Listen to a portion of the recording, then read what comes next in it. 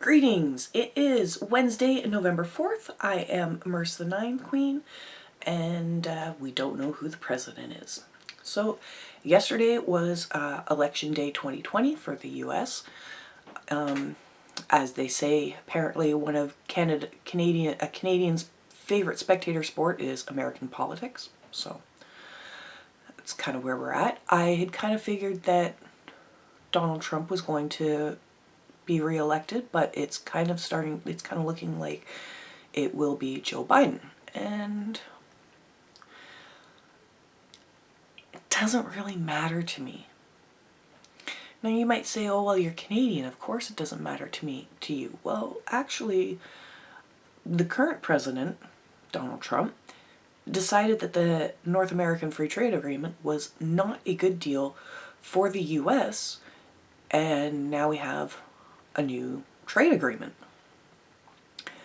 It's not something that I am really up to speed on. But I'm a little concerned that it might not have been the best deal for us. But that's just kind of an example of how the American president can actually affect Canada.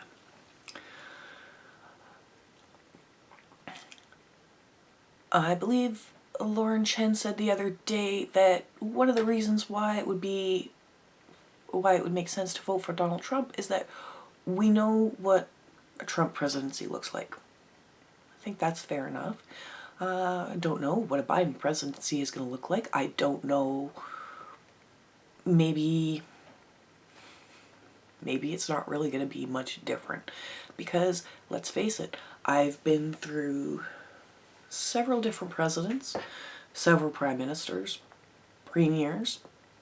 Like, the political cycle goes as it goes. My life has never really changed, right? It's pretty much been the same. My day-to-day.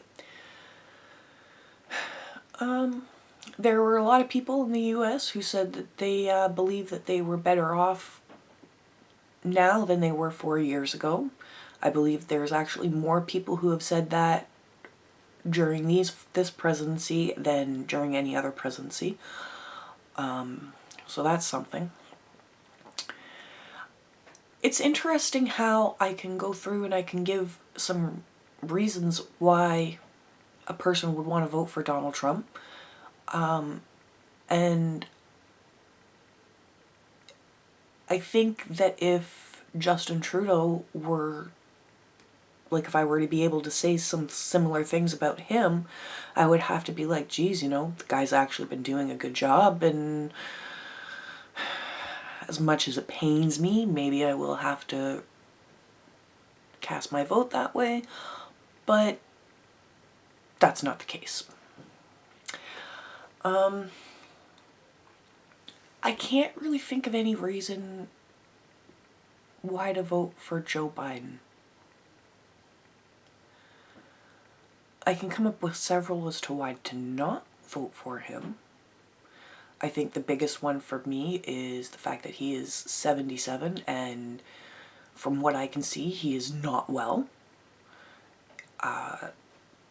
There have been times when I've almost been like, geez, I feel like this is almost bordering on elder abuse. I don't know how long a Biden presidency will last. Now, yes, 4 years, but I don't know if he's going to make it 4 years. I'm not being mean or anything like that. I'm saying I'm looking at a 77-year-old man who does not appear to be very spry. Is Granny spry?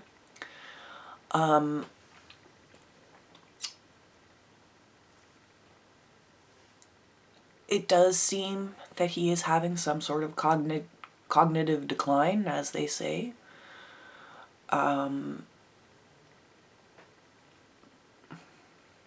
I don't really have faith that he would get through his first year, let alone his first term.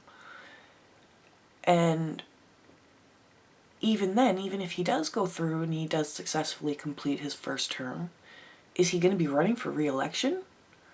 Are you really going to want to vote for an 81, 82-year-old guy.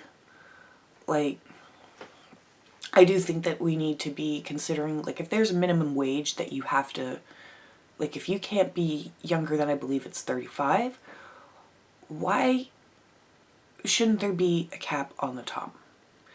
I think that it should be 65. I'm going to say that you could run again if, like, if you're 63, you can run again. So yes, you're going to be in office past 65, but I don't think that you should be barred from running if you're under 65. Even if during your term you're going to not only become 65, but also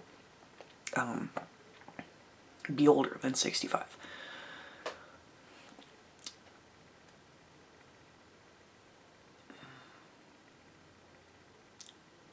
I don't know what's going to happen. I don't know when we're going to have any idea of what's going to happen, of when we're going to find out. It'll be interesting. One of the things that I was thinking about this morning was, and this is something that a lot of people were kind of talking about last night, is that there were states that maybe should have been called, like they were leaning towards Trump, and maybe they should have been called for Trump, and I wonder if 4 years ago they would have. I also found it interesting that the only states that they didn't want to call were ones that were leaning in favor of Trump. I'd be interested to see if, as the mail-in ballots come in, if, like, there seems to be this kind of idea that all the mail-in ballots are going to be for Biden, and I think it would be kind of interesting, I think it'd be kind of funny if they actually turned out to mostly be for Donald Trump.